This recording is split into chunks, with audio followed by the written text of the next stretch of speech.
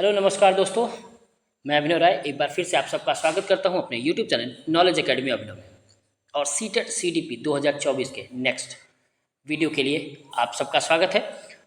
CTET के लिए बहुत ही कारगर ये वीडियोस बन रहे हैं, इसलिए जो वीडियो पे नए हैं चैनल को सब्सक्राइब कर लीजिए। सबसे जो चीज़ है कि इसमें साथ ही साथ आपके एसएसटी का पार्ट जो 6 to 8 एसएसटी पार्ट है वो भी मैं स्टार्ट कर दिया हूँ, तो वो भी धीरे धीरे स्टार्ट होगा और बहुत ही बेहतरीन तरीके से वो भी चल रहा है। और सीडीपी पैडागोजी हर एक सब्जेक्ट के, तो इससे पहले भी मैंने वीडियो बनाया है तो उससे भी देख सकते हैं। और आप जो होगा वो भी स्टार्ट हो रहा है, तो जल्दी से चैनल को सब्सक्राइब कर लीजिए और वीडियो पूरा देखा करिए, क्वेश्चंस पैटर्न पूरा देखा करिए। ये जितने क्वेश्चंस हैं वो सब आपके पेपर से रिलेटेड क्वेश्चंस ही हैं।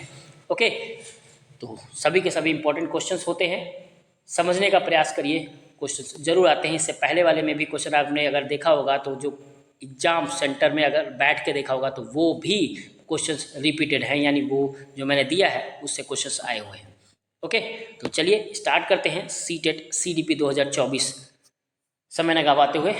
और जो चैनल पे नए हैं सब्सक्राइब कर लीजिए, चैनल पूरा देखिए, वीडियो पूरा देखिए, पसंद आए तो लाइक जरूर करिए। कोई क्वेश्चंस हो तो आप कमेंट करके पूछ सकते हैं, डेफिनेटली उसका जवाब दिया जाएगा। ओके, तो चलिए स्टार्ट करते हैं। सीटेट परीक्षा 2024 हर शिफ्ट में पूछे जाने वाले सीडीपी के क्वेश्चन हैं ये। तो फर्स्ट है, which principle of develop the suggest the different body system grow and at different rates, यानी विकास का कौन सा सिद्धांत बताता है कि शरीर के विभिन्न तंत्र अलग अलग दरों पर विकसित होते हैं। ओके, तो कौन सा तंत्र बताता है? क्या शीर्षगामी सिद्धांत बताता है? शीर्षगामी सिद्धांत का मतलब होता है सिर से पैर की तरफ वाला सिद्धांत बताता है, या समीप दूराभिमुख सिद्धांत कहता है, यानी समीप से दूर वाला सिद्धांत कहता है, या पदानुक्रमिक एकीकरण का सिद्धांत कहता है, यानी सब एक साथ विकसित होते हैं, या प्रणाली की स्वतंत्रता का सिद्धांत बताता है कि सब स्वतंत्र है। कौन सा सही है? ये कह रहा है शरीर के विभिन्न तंत्र अलग अलग दरों पर विकसित होते हैं, तो कौन सा सिद्धांत है? तो वो है प्रणालीबद्ध स्वतंत्रता का सिद्धांत। ओके, याद रहेगा, प्रणालीबद्ध स्वतंत्रता का सिद्धांत। नेक्स्ट क्वेश्चन, डेवलपमेंट चेंज यानी विकासात्मक परिवर्तन है क्या अत्यधिक अप्रत्याशित है? मध्य बालकाल तक बहुत तेजी से होता है, फिर एक पठार पर पहुंचकर रुक जाता है, व्यक्तियों में अलग अलग दरों पर होता है, सामाजिक सांस्कृतिक संदर्भ से स्वतंत्र होता है। ओके, कौन सा सही है विकासात्मक परिवर्तन? तो याद रखिए, ये अत्यधिक अप्रत्याशित होता है, ऐसा भी नहीं है, प्रिडिक्टेबल होता है, हम प्रिडिक्ट कर सकते हैं। मध्य बालकाल तक बहुत तेजी होता है, फिर पठार की स्थिति आती है, ऐसा कभी नहीं होता। हम जीवन पर्यंत हमारा विकास होता रहता है, भले शारीरिक वृद्धि ना हो, बाकी सारे विकास होते रहते हैं। व्यक्तियों में अलग अलग दरों पर होता है, ये सही है। व्यक्तिगत विभिन्नताएं होती हैं सभी बच्चों में, कोई जल्दी लंबा होता है, कोई छोटा होता है, कोई नाटा होता है, कोई मोटा होता है। विकास भी, मानसिक विकास भी, शारीरिक विकास भी, सभी अलग अलग तरह के होते हैं, तो व्यक्तिगत विभिन्नताएं होती हैं। तो विकासात्मक परिवर्तन में व्यक्तियों में अलग अलग दरों पर होता है। ओके, नेक्स्ट है, लेव वाइगोस्की के सिद्धांत में भौतिक वस्तुएं जैसे कैलकुलेटर, कंप्यूटर के साथ साथ बौद्धिक ढांचे जैसे भाषा क्या कहलाता है? ओके, याद देखिए किसकी बातें कर रहा है? लेव वाइगोस्की की, कि भाषा विकास क्या कहलाता है? अलंकृत सामग्री है, सांस्कृतिक उपकरण है, अवधारणात्मक मानचित्र है, या स्मृति सहायक है? तो ये क्वेश्चन इससे पहले भी आ चुका है। तो कौन सा क्वेश्चन है लेव वाइगोस्की सिद्धांत? तो कैलकुलेटर, कंप्यूटर के साथ साथ बौद्धिक ढांचे जैसे भाषा क्या कहलाता है? तो ये एक कहलाता है सांस्कृतिक उपकरण। क्या कहलाता है? सांस्कृतिक उपकरण, याद रहेगा। तो चलिए देखते हैं नेक्स्ट क्वेश्चन। जब कोई छोटी बच्ची ऊंट को पहली बार देखती है तो उसे ऊंचे पीठ वाला घोड़ा कहती है। पियाजे के सिद्धांत में किसका उदाहरण है? ओके, तो याद रखिएगा, ऊंचे पीठ वाला घोड़ा कह देती है, यानी ऊंट का बारे में उसका जो केंद्रीकरण है या ऊंट के बारे में उसकी जो समझ है वो नहीं है। ओके, तो उसको भी घोड़ा ही है, यानी घोड़े के बारे में उसे पता है, तो घोड़ा के साथ उसका क्या कर रही है? तो ये पूछा है। तो संरक्षण करता है, केंद्रीकरण, जीववादी, या समावेशन? तो क्या है ये? तो ये है समावेशन। क्या है ये? समावेशन। ओके, नेक्स्ट, निम्नलिखित में से कौन सा पियाजे द्वारा दिया गया चरण की विशेषता का सही युग्म है? ओके, तो सही युग्म क्या है? तो चरण अमूर्त संक्रियात्मक अवस्था, विशेषता परिकल्पनात्मक निगमनात्मक सोच होता है अमूर्त संक्रियात्मक अवस्था में। दूसरा चरण है संवेदी चलक अवस्था में विशेषताएं हैं प्रतीकात्मक सोच होता है। क्या संवेदी चलक में यानी शुरुआती अवस्था में प्रतीकात्मक सोच हो सकता है? तो ये तो बिल्कुल नहीं हो सकता। पूर्व संक्रियात्मक अवस्था में संरक्षणात्मक की विशेषता होती है। मूर्त संक्रियात्मक अवस्था में अमूर्त तर्क होता है, ये भी नहीं हो सकता। अमूर्त तर्क तो अमूर्त वाले में होगा ना, तो ये भी नहीं हो सकता। ठीक है, और पूर्व संक्रियात्मक अवस्था में विशेष संरक्षण, ये भी नहीं होता। तो सही क्या है? पहला वाला, यानी अमूर्त संक्रियात्मक अवस्था में निगमनात्मक सोच थिंकिंग होती है। ओके, नेक्स्ट, निम्नलिखित में से एक प्रगतिशील कक्षा की विशेषता है। प्रगतिशील कक्षा, याद रखिएगा, ये भी हमेशा आया हुआ क्वेश्चन है। तो प्रगतिशील कक्षा की विशेषता क्या है? सामग्री केवल प्रदर्शन के लिए होता है, बैठने की व्यवस्था तय होती है, औपचारिक परीक्षा के माध्यम से वर्ष के अंत में बच्चों के मूल्यांकन किया जाता है, शिक्षिका बच्चों को अवधारणात्मक समझ को सक्षम करने के लिए सीखने का अवसर प्रदान करती है।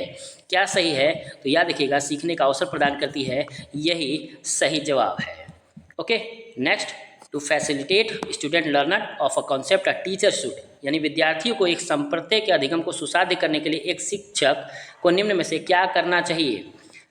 नई जानकारी और पिछले ज्ञान के बीच संबंध बनाने से बचें, नियमों और समझने और अवधारणाओं की विशेषताओं को परिभाषित करने पर ध्यान दें, विषय वस्तु से संबंधित आवश्यक और गैर आवश्यक जानकारियों को मिश्रित करें, सामग्री और जानकारी को अत्यधिक मूर्त और जटिल रूप में प्रस्तुत करें। तो जटिल रूप में तो बिल्कुल नहीं कर सकते, ये तो बहुत ही खराब चीज़ है। तो जटिल रूप में हमें प्रस्तुत नहीं करना है। तो किस रूप में करना है? नियमों को और समझने की अवधारणाओं को परिभाषित करने पर ध्यान दें, यानी अच्छे तरीके से समझाएं, एक्सप्लेन करें उस चीज़ों के बारे में कि वो क्या क्या कर सकता है और किस तरीके से कर सकता है। ओके, नेक्स्ट, नैतिक तर्क आदर्श पारस्परिकता की समझ पर आधारित है। स्वर्णिम नियम जिसमें व्यक्ति कोहलबर्ग के नैतिक विकास के सिद्धांत में किस स्तर पर दूसरे को स्वीकृति बनाए रखना चाहता है।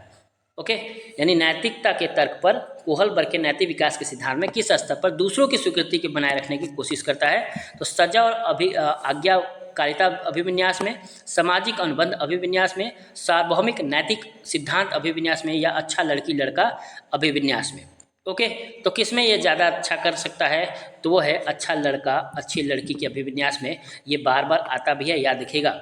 ओके, नेक्स्ट, बच्चों का शारीरिक विकास में केवल मात्रात्मक परिवर्तन होता है, में केवल गुणात्मक परिवर्तन होता है। सटीकता से विकासात्मक प्रतिमानों की तुलना करके भविष्यवाणी की जा सकती है।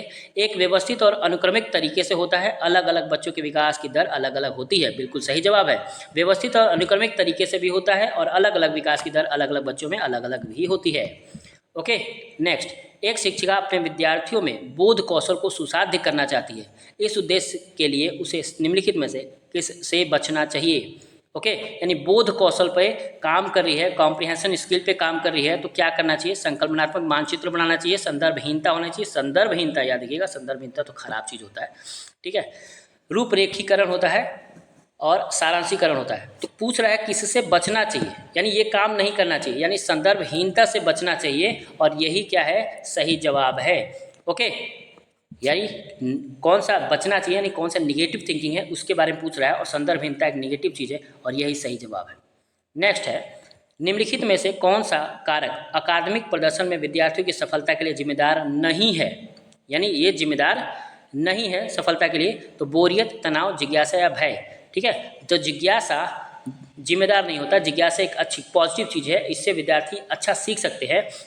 तो कह रहा है अकादमिक प्रदर्शन विद्यार्थी की सफलता के लिए जिम्मेदार नहीं है, जिज्ञासा जब जिम्मेदार नहीं है। जिज्ञासा से तो चीज़ें सीख सकती है और वो और बेहतर बना सकता है उसको सफलता के लिए। ओके, नेक्स्ट, एक संप्रत्यय को पढ़ाते समय एक शिक्षक एक ऐसे उदाहरण दे रहा है जिससे उस संप्रत्यय से जुड़ी श्रेणी की सबसे महत्वपूर्ण मूल विशेषताएं हैं। ऐसे उदाहरण को डैश कहा जाता है, यानी संप्रत्यय जो कॉन्सेप्ट सिखा रहा है उसकी मूल विशेषताएं यही है। तो ऐसे विशेषताओं को, ऐसे उदाहरण को क्या कहते हैं? एक भ्रांति कहते हैं, एक गैर उदाहरण कहते हैं, या एक आदि रूप कहते हैं, या एक अपवाद कहते हैं। तो ये एक आदि रूप है। आदि रूप का मतलब आदि रूप, प्रारंभिक रूप, यानी यही बेस है। ये पढ़ा लिया मतलब उस चीज़ों के बारे में समझ में आ गया। ठीक, तो मूल समझाने के लिए एक आदि रूप समझाना जरूरी है। नेक्स्ट, एक निर्दिष्ट लक्ष्य तक पहुंचने के लिए विद्यार्थियों को उनकी संज्ञानात्मक क्षमताओं पर चिंतन करने के लिए प्रोत्साहित करके एक शिक्षक निम्नलिखित में से किसके विकास को सुगम बना रहा है। निर्दिष्ट लक्ष्य तक पहुंचने के लिए याद रखिएगा विद्यार्थियों को उनकी संज्ञानात्मक क्षमताओं को, ठीक है, संज्ञानात्मक कॉग्निटिव एबिलिटीज को क्या कर रहा है, चिंतन करने के लिए प्रोत्साहित कर रहा है कि सोचो समझो एक शिक्षक निम्नलिखित में से किस विकास को सुगम बना रहा है। तो घोषणात्मक ज्ञान को, प्रतिक्रियात्मक ज्ञान को, अधिसंज्ञात्मक को या रट कर सीखने को। तो किसको कर रहा है, तो याद रखिएगा अधिसंज्ञा को, यानी उसकी संज्ञानात्मक सोच को, चीज़ों को बढ़ावा दे रहा है। ठीक है, तो आई थिंक आपको समझ में आया होगा। बहुत ही बेस्ट क्वेश्चन है, बहुत ही यूजफुल क्वेश्चन है और आए हुए क्वेश्चन है। तो आज के लिए इतना ही, धन्यवाद। और वीडियो पसंद है तो लाइक करिए और भी अगर कोई सीटेट की तैयारी कर रहे हैं तो उन्हें शेयर करिए। तो आज के लिए इतना ही, धन्यवाद।